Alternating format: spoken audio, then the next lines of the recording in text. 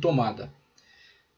Assim terminou Jerusalém no dia 8 de setembro do segundo ano do reinado de Vespasiano. Ela tinha sido antes tomada 5 vezes por Azoqueu, rei do Egito, Antíoco Epifânio, rei da Síria, Pompeu, Herodes, consórcio, e Nabucodonosor, que a destruiu 1568 anos, 1568 anos e 6 meses depois de sua fundação. Os outros a haviam conservado depois de tomada, mas os romanos destruíram-na então pela segunda vez. Seu fundador foi um príncipe dos cananeus, cognominado Justo pela sua piedade. Por primeiro consagrou a cidade a Deus, construindo-lhe um templo e mudando-lhe o nome de Solima para Jerusalém. Temos aí a figura de Melquisedeque. Então, Flávio José nos passando aqui essas importantíssimas informações sobre o contexto que está enquadrado, né, entre 68 e 100, no ano 70 depois de Cristo, quando as tropas lideradas por Tito invadem Jerusalém e causam toda essa mortandade, mandam muitos para a escravidão, tá ok? Causa toda essa destruição e então Jerusalém é derrubada, né? O templo cai e aí nós temos uma modificação no quadro histórico dos judeus, né? Você vai ter muitas pessoas, muito mais população na diáspora, tá ok? E você vai ter aí um outro tipo de relacionamento entre os cristãos e os judeus a partir desse contexto catastrófico para os judeus, tá ok? Seguindo aqui adiante, Domiciano lidera Roma entre 81 e 96 depois de Cristo. Depois de certo tempo passa a perseguir os cristãos, que em 6 dias são brutalmente mortos na cidade de Roma e na Itália de modo geral. As perseguições nessa época ainda eram esporádicas. João, o apóstolo, é desterrado para Patmos, onde Jesus se manifesta a ele e lhe revela coisas sublimes que ele registra em um livro. Por volta dessa época ocorre o fechamento do cânon do Novo Testamento, tendo sido todos os livros já produzidos que circulavam pelas igrejas, até enfim serem reunidos em uma coleção denominada Bíblia, denominada Bíblia Sagrada por Crisóstomo, tá ok? Crisóstomo é que atribui o nome Bíblia, né? Essa coleção de livros da Bíblia Sagrada, tá ok? Contendo aí Antigo e Novo Testamento. Então você tem primeiro as cartas de Paulo, formam o primeiro conjunto, depois você tem Evangelhos, Atos, cartas pastorais, cartas universais e Apocalipse, que é o último livro a integrar, tá ok? Apocalipse segundo de Pedro. Isso devido ao cuidado, né, ao zelo que os líderes da igreja tinham na admissão desses textos. Então, o que faltava, né, o que estava sendo requerido era testemunho das comunidades. Então, as comunidades, a Bíblia não foi inventada por um grupo, nem por uma liderança, muito menos por Constantino. Muito antes de Constantino já estava constituída, já estava formada, tá ok? Então, você tem a situação na qual as comunidades dão testemunho de que aquele texto tem autoridade apostólica e o próprio texto dá testemunho de sua canonicidade. Tá okay? Então, nesse conjunto nós temos análise dos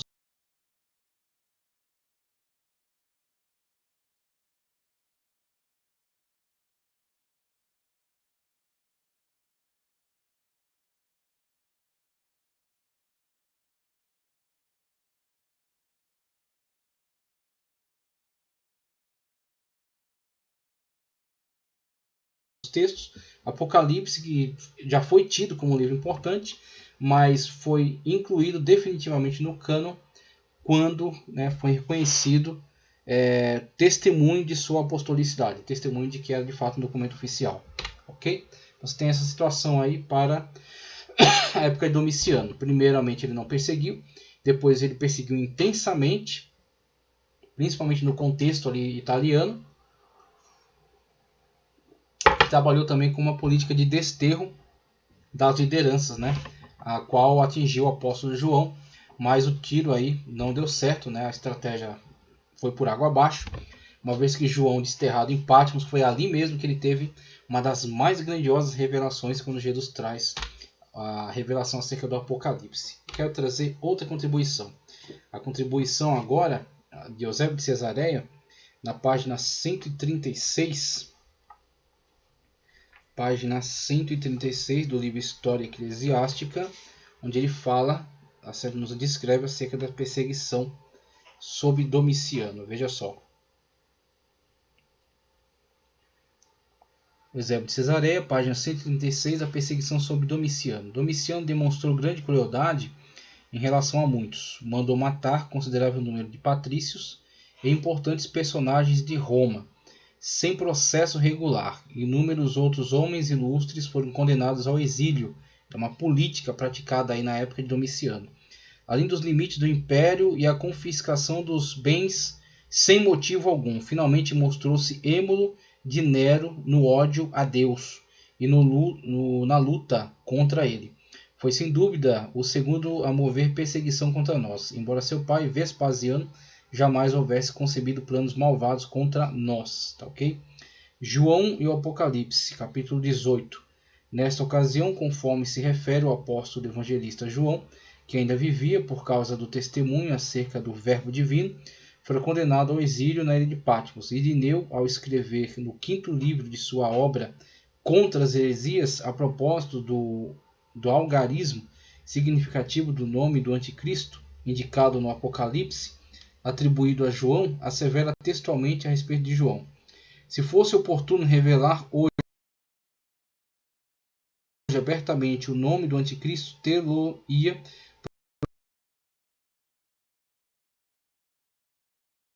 teve a visão. Foi quase em nossa geração, pelo fim do governo de Domiciano. Ao testemunho de Orígenes, na seu livro, né, a polêmica contra Celso, ok? Então ele fala acerca do ensino de nossa fé, era de tal modo manifesto que até mesmo os historiadores alheios obras, a perseguição e os testemunhos prestados durante ela.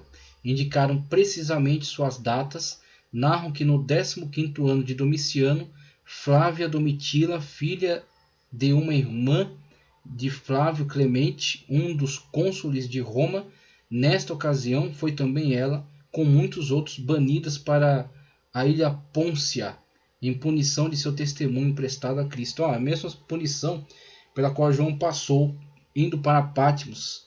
Esta senhora, Flávia Domitila, ela é banida para a ilha Pôncio, também desterrada, né? Uma cristã dando testemunho de sua fé, e por isso foi expulsa dali. Eles não podiam suportar, né, o poder de Deus manifesto nesses homens, nessas mulheres que foram firmes no seu testemunho na sua época, sofrendo as consequências do que sofressem, mas mantendo-se fiéis. Tá, ok? Domiciano ordena a morte dos descendentes de Davi. O mesmo Domiciano mandou suprimir os descendentes de Davi.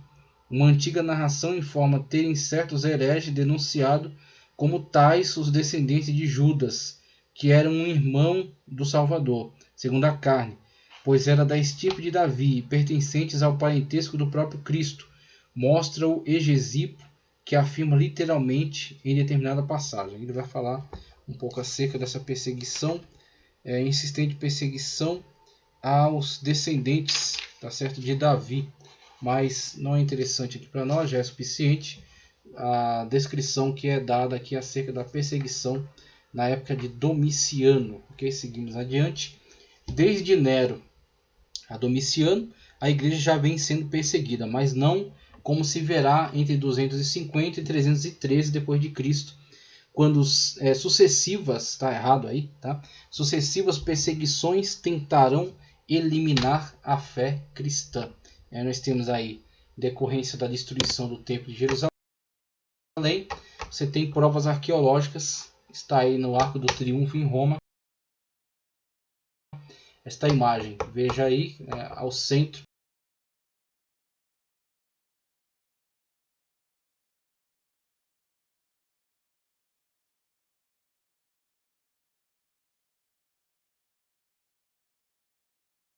Que vai enriquecer aí a construção do Coliseu, tá ok? Dada aí pelos soldados, né? O saque do Templo de Jerusalém, que vai enriquecer aí a construção do Coliseu, tá ok? Você tem a retratação desse alto relevo Isso está no Arco do Triunfo, ao Coliseu. Nós temos aí decorrência da destruição do Templo de Jerusalém. Você tem provas arqueológicas, está aí no Arco do Triunfo em Roma, esta imagem. Veja aí, ao centro, você tem a menorá sendo carregada aí pelos soldados, né? O saque do Templo de Jerusalém, que vai enriquecer aí a construção do Coliseu, tá ok? Você tem a retratação desse alto relevo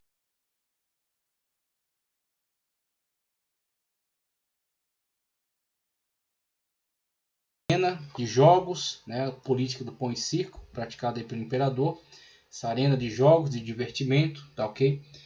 Onde foi, em muitas ocasiões, que cristãos ali lançados para combater contra feras, para serem mortos, serem queimados, deram demonstração poderosa de sua fé, deram demonstração poderosa de sua confiança em Cristo, de sua fidelidade acima de quaisquer circunstâncias. E assim também hoje os cristãos, como Paulo descreve, são como um espetáculo para o mundo. Então a sua fé, ela firmada em Cristo Jesus, a sua fé ativa, como o Tiago diz, né? A sua fé demonstrada em obras de um salvo, em obras de uma pessoa revestida do poder de Deus, ela de fato demonstra Cristo para todas as pessoas. Assim nós somos como um espetáculo no meio desse Coliseu. Política do pão e circo. Receoso de que pudesse acontecer alguma revolta de desempregados, o imperador criou a política do pão e circo. Essa consistia em oferecer aos romanos alimentação e diversão. Quase todos os dias ocorriam lutas de gladiadores nos estádios. O mais famoso era o Coliseu de Roma, onde eram distribuídos alimentos. Desta forma, a população carente acabava esquecendo os problemas de sua vida e diminuindo as chances de revolta. Aí, na época nós temos o martírio, né, de Pedro, nós vimos aqui na tradição de Eusébio de Cesareia, de Paulo também. Você tem até o texto da 2 de Timóteo 4,13, onde ele fala para ele trazer uma capa, o que é um indício de que ele estava numa masmorra na época de Nero, tá ok? Então você tem aqui a primeira defesa, onde Paulo consegue de fato sair e fazer ainda outra viagem, mas depois, já na época da segunda carta de Paulo a Timóteo, você vê que ele foi novamente recolhido a uma prisão, né? Foi aprisionado aí numa masmorra provavelmente.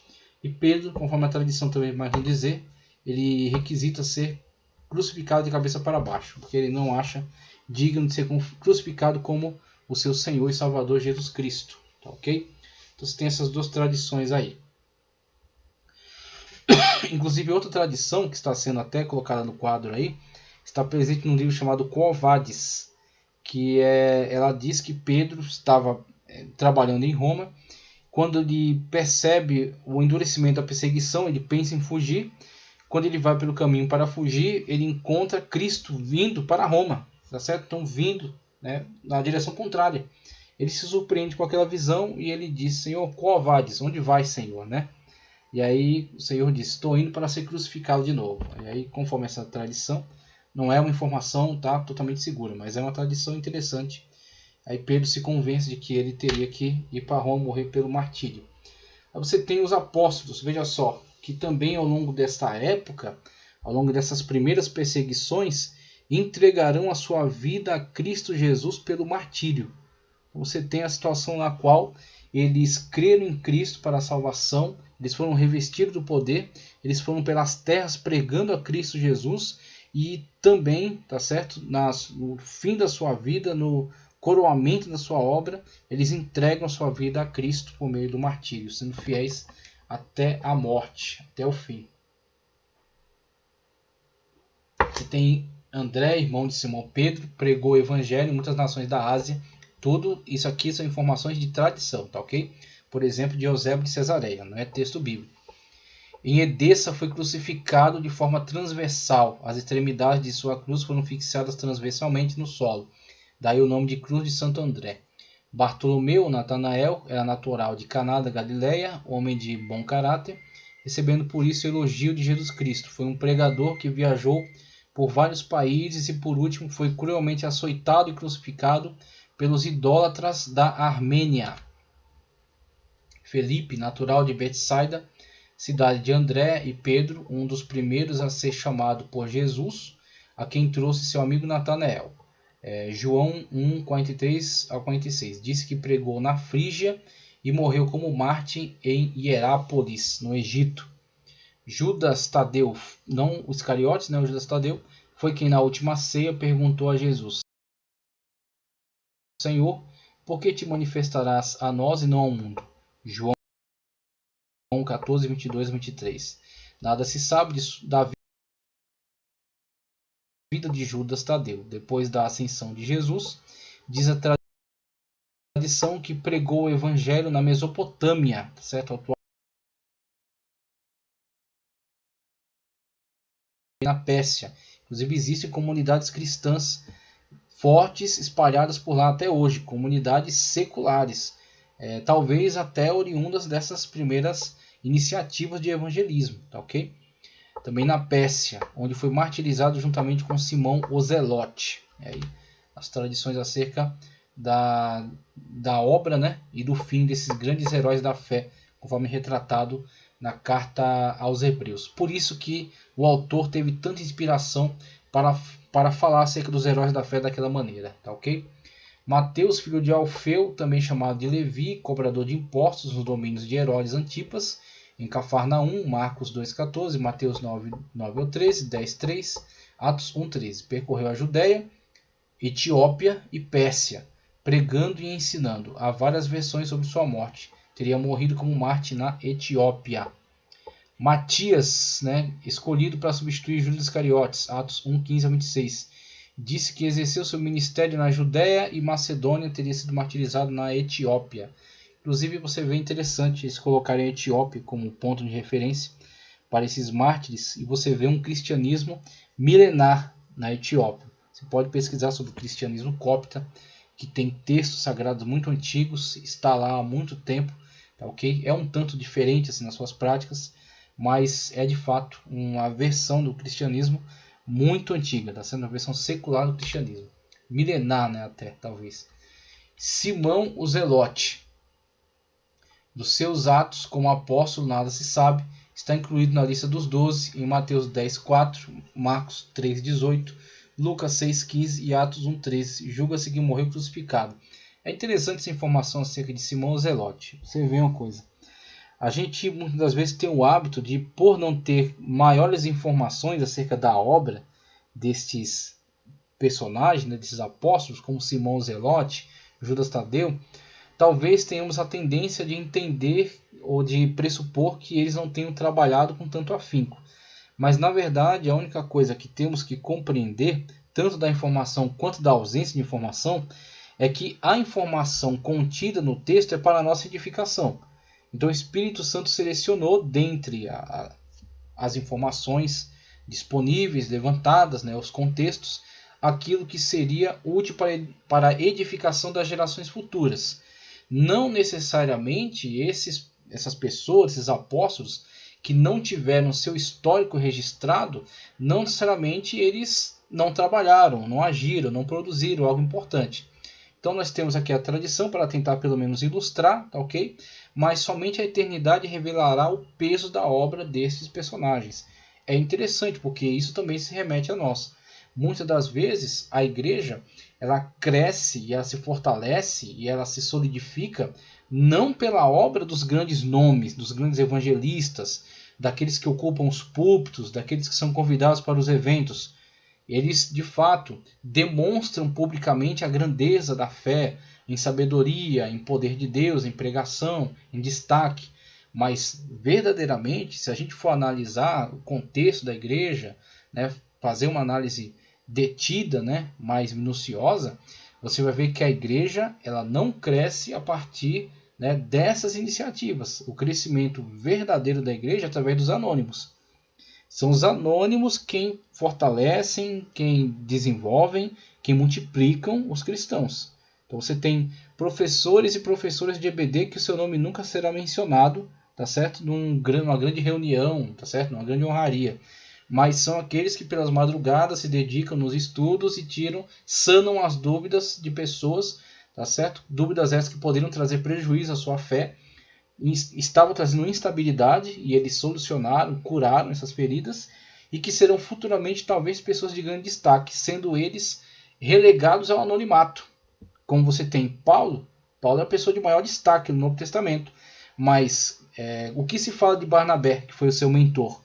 Barnabé foi o mentor de Paulo. Okay? Então, no primeiro momento, os primeiros passos, Barnabé foi fundamental para Paulo. Inclusive, quando Paulo vai para Tarsis, e depois para Tarso, né? Depois Barnabé vai lá e busca onde lá e insere no meio dos apóstolos. Foi Barnabé que foi o acesso de Paulo para os apóstolos, tá ok? Então, o que se diz de Barnabé? O que mais se fala acerca dele? Pouquíssimo. Mas ele foi o mentor de Paulo. Quando Paulo teve um problema com João Marcos, Paulo já estava maduro na fé, já poderia seguir adiante e ainda liderar, estava liderando Silas. Barnabé fica com João Marcos. Ele será o mentor de João Marcos. Futuramente, João Marcos trabalhará com Pedro, conforme a tradição. Registrará os ensinos de Pedro no Evangelho de Marcos. Ok? Então, dará, nos legará então esse conteúdo importantíssimo que é o Evangelho de Marcos. E Paulo também depois, falando com Timóteo, diz para vir João Marcos, que é muito importante para o Evangelho. Olha João Marcos aí. Aquele que Paulo lá atrás não aceitou que continuasse indo com eles na missão. Tá certo? Não tire a razão de Paulo. Você tem a questão de João Marcos ter abandonado eles no caminho. Mas se Barnabé não tivesse ficado ao lado dele e o mentoreado e o ajudado, prestado a assistência, futuramente não teríamos então esse João Marcos tão importante para o contexto cristão. Tá ok? O que estou querendo dizer aqui? Simão Zelote, Tiago, o menor, Judas Tadeu, tá certo? Matias, pessoas que não têm grande destaque histórico, narrativa, de contexto, de descrição, mas não é por isso que não sejam importantes. Só a eternidade revelará o peso da obra deles, como só a eternidade revelará o peso da obra que você tem realizado para Cristo Jesus.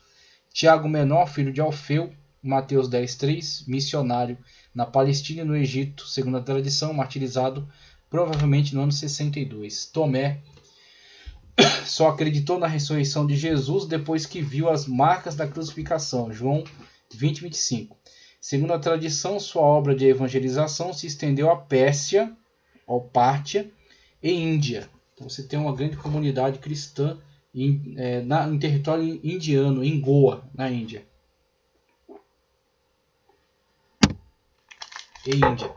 Consta que seu martírio se deu por ordem do rei de Milapura, na cidade indiana de Madras, no ano de 53 da era cristã. Temos aí a obra de Tomé, aquele que duvidou para que nós crêssemos, né? Barnabé, segundo a história, foi torturado, arrastado pela cidade e depois queimado vivo.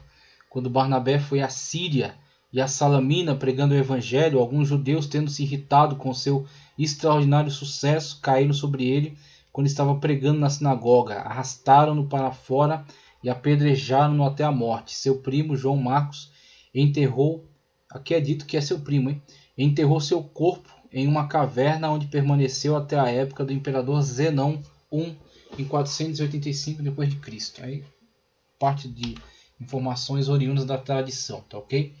Timóteo, auxiliar de Paulo, segundo a tradição eclesiástica, Timóteo foi o primeiro bispo de Éfeso e diz que ele morreu ali martirizado quando João estava exilado na ilha de Patmos.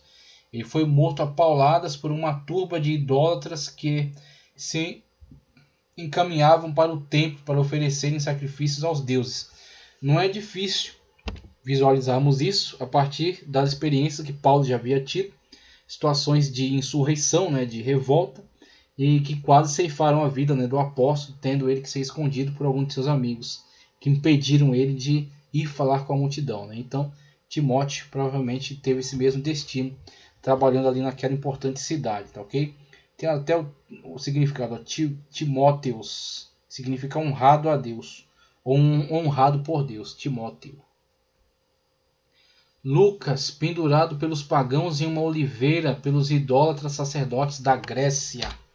O evangelista Lucas, apóstolo João, por ordem do imperador tirano, foi lançado numa caldeira de azeite fervendo e por um milagre saiu ileso. Depois disso foi desterrado para a ilha de Patmos a fim de trabalhar nas minas de carvão. Em Patmos lhe foi revelado as profecias dos últimos dias, ou Apocalipse. Depois da morte do imperador, tá certo? João foi solto e voltou para Éfeso, de onde escreveu o evangelho que leva o seu nome e as 3 cartas que também levam o seu nome. Morreu de forma natural com idade avançada. Temos aí tradições acerca de João ter saído de Patmos e ter voltado para Éfeso, lá morrendo de velhice, tá certo? O único, né, que morreu desta maneira. Ok? Eu vou encerrar por aqui porque já temos 1 hora de gravação. Vou dar continuidade depois, falando acerca da continuidade da perseguição. Vimos os primeiros 2 perseguidores, né, que foi um período de grande perseguição contra o cristianismo. Depois deles virá um pequeno período de tranquilidade, bem pequeno mesmo, tá ok? Com alguns imperadores que não se levantam de forma muito veemente contra o cristianismo, até que depois a perseguição é retomada, tá ok? Na época de Sétimo Severo. Aí você tem essa estrutura, conforme está em tela, né? Dinastia dos Flávios, equilíbrio econômico e relativa tranquilidade. Vespasiano, Tito, que invadiu Jerusalém, Domiciano, que desterrou João para Patmos, tá ok? Perseguidor do cristianismo. Dinastia dos Antoninos, estabilidade e governos prósperos. Teremos Nerva, Trajano, Adriano, Antônio Pio, Marco Aurélio e Cômodo. Então alguns destes não levantarão uma perseguição muito extensa, mas essa perseguição se dará também. Teremos também alguns mártires durante essas épocas aqui. E na época de Sétimo Severo, a perseguição retoma com toda a força. Dinastia dos Severos, crise de poder, distúrbios nas fronteiras, problemas econômicos. Sétimo Severo, 193 a 211, Caracalla, 211 a 217, Macrinus e Diadumenianus, tá certo? 217 a 218, Heliogabus, Seleuco, Urânio, Gélio Máximo, Verus, 219, 222, Severo Alexandre, 222 e 235. Essas figuras aí que ocuparam o trono de César, tá ok? E que perseguiram então a fé cristã. Vamos tratar melhor acerca deles na nossa próxima aula. Agradeço por você ter permanecido conosco ao longo dessa aula. Que o Senhor continue abençoando sua vida poderosamente. Curta o vídeo, compartilha, inscreva-se no canal e continue conosco ao longo dessa jornada, estudando acerca da história do cristianismo e trazendo para nós esse enriquecimento do exemplo desses heróis da fé que glorificaram a Cristo com as suas vidas até o fim. Em nome do Senhor Jesus.